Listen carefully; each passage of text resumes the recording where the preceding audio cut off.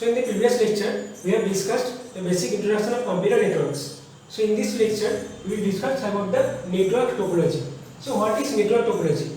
Network topology is basically the arrangements of a network which includes the nodes and the connecting links via sender and receiver is referred to as a network topology.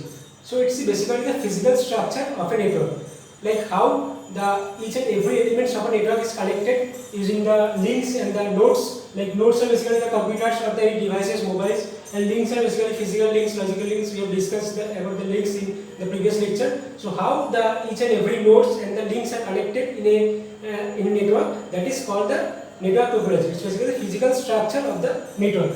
So we have basically 5 topologies. First is mesh topology, second is ring topology, third is star topology, fourth is bus topology, and fifth is hybrid topology. Hybrid topology is basically the mix of the all of the topologies. So next we will discuss each and every topologies in details.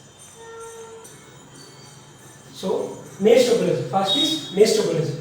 So what is mesh topology? So in mesh topology, every device is connected to another device via a particular dedicated point-to-point link. So what is point-to-point link? We have discussed in previous lecture that point-to-point link is basically it is a single link that is connected between the two devices. The data is transferred only between the two devices. That is a point-to-point link. So here we see that in mesh topology, every device is connected to each devices with a dedicated point-to-point link. Suppose there are 5 devices. See, each device is connected to the another devices via a particular dedicated point-to-point link. This device is connected to these 4 devices via these 4 links. This device is connected to these 4 devices via these 4 links, and this device is connected to these 4 devices via these 4 links, and this device is connected to these 4 devices via these 4 links. So in mesh topology, every device is connected to another devices via dedicated point-to-point link. So there are 2 formulas. Like if n number of devices connected with each other in mesh topology, then the total number of ports that is required by each device is n minus 1.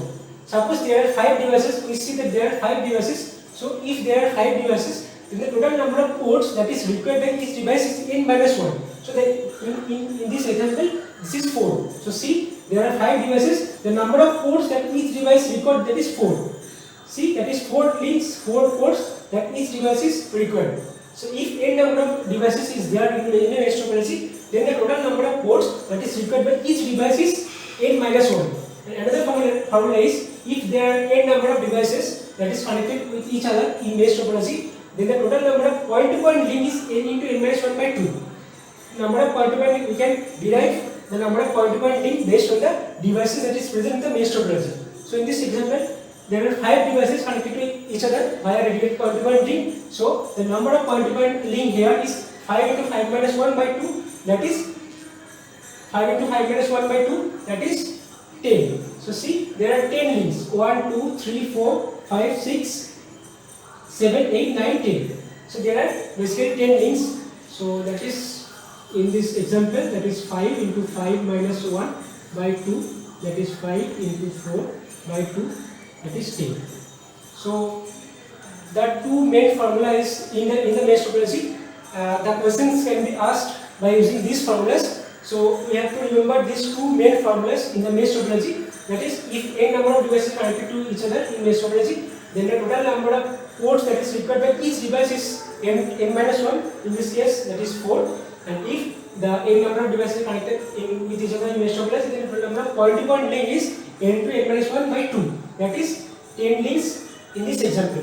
5 devices, that is equal to 10 point-to-point links. So you know what is point-to-point links. So now, what are the advantages and disadvantages of these advantages?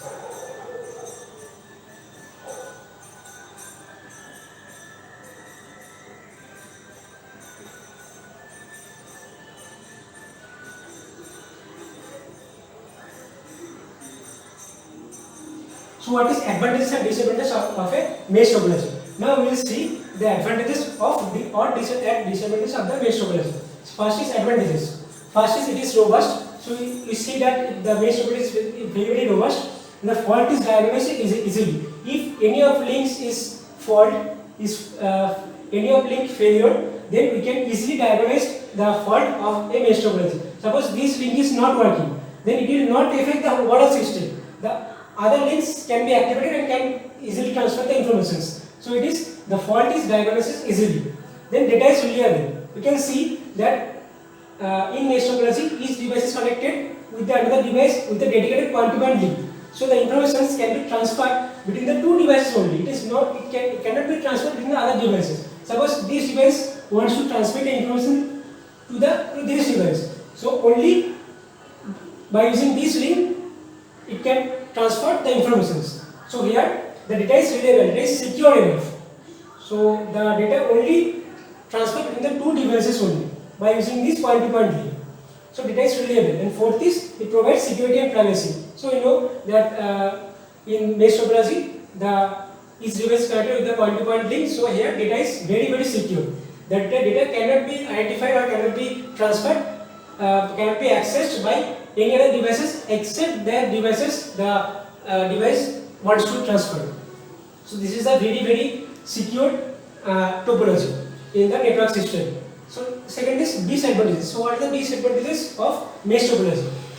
Its installation and configuration is difficult. So you know that here in case of 5 devices, the 10 links is required. So it's very difficult to configure this. So installation configuration is very difficult. Then cost of maintenance is high. We already see that here 5 devices and 10 links is required. So many where and many links is to be installed to this system. So its cost obviously would be very high. Cost of maintenance is high, and then cost of cables are high as bulk wiring is required. So here we will see that bulk of wiring, very bulk of wiring is required to form this kind of mesh topology. So here cost of cables are obviously very high as bulk wiring is required. Hence suitable for less number of devices. So it is basically suitable for less number of devices. If we want to connect the 5 devices in a network, then the mesh topology can be very reliable or efficient. But if we want to connect the 10 devices with more than 20 plus 30 plus devices, then it is not that much efficient, because basically it is suitable for less number of devices.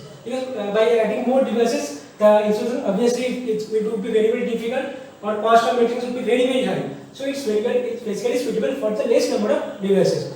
So next we will see the star topology. So next is star topology. So what is star topology? See, in star topology, all the devices are connected to a central device, a single hub through a cable. So in previous topology, that is mesh topology, we see that each device are connected to another devices with a dedicated point-to-point link. But in case of star topology, there is a central device that is called a single hub. That is basically a single hub. So in star topology, there is a single device, central device, and in which all the devices, all the nodes are connected to these central devices with a single point-to-point cable or link. So in star topology, all the devices connected with a central device. The devices are not connected to each other individually. The devices are only connected to a central device, that is called a hub. So in star topology, all the devices are connected to a central device, that is called a hub. So the hub is basically central node, and all other nodes are connected to the central node. So it's basically central node, and all other nodes basically the computers or the mobiles, etc. So all other nodes are connected basically with a single node, that is called a hub. So the hub can be passive such that it's not intelligent hub such as a broadcasting devices. At the same time, the hub can be intelligent, known as active hubs. So the hub acts as a passive hub or as an active hub. So in case of passive hub, the hub cannot be an intelligent hub, that is a broadcasting devices. So at the same time, the hub can be an intelligent devices as active hubs.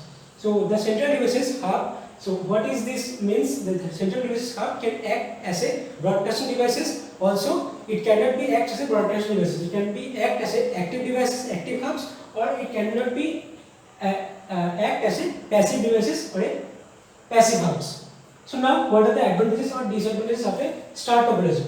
So first is advantages. So if n devices are connected to each other in a star topology, then the number of cables required to connect them is n. So it's easy to set up. So we see in this example that there are 4 devices connected with a single central devices, that is single hub. So here 4 dedicated point-to-point links are required to connect the 4 devices to the central devices. So it's basically easy to set up, because less number of cables, less number of nodes, less number of point-to-point links are required to connect each devices with the central devices.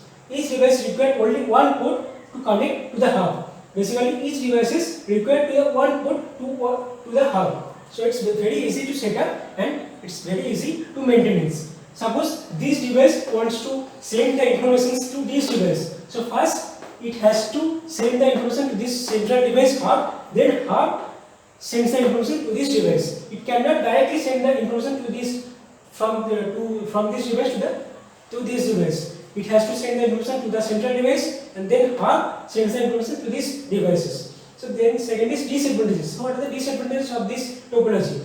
So if the hub on which the whole topology relies fails, the whole system will crash down. So we see that in star topology the main attraction or main devices is the central devices. The whole topology relies basically on the central hub, central devices. So if that hub fails, then the whole system will crash down. No data will be transferred between the devices if that central device fails. Then second is cost of installation is high. So we know that a hub is much costlier than any devices. So cost of installation is very high because we have to set up a central device hub and then connect all the devices to that central hub. So cost of installation is very high. Then performance is based on the single hub. So we know that the whole topology is reliable only on the central devices hub. So if it performs well, then the performance of the overall network system, overall topology is good. But if the central devices fails down, or if the central devices performance is less, then the overall network system or overall network topology's performance is not so good. So this is basically the disadvantages of the star topology. So here the very important part is the single hub. The whole system relies on that particular single devices, that is hub. So this is the basically star topology. So in the next lecture we will see the other topologies, that is bus topology, then ring topology, then hybrid topology. So thank you for watching.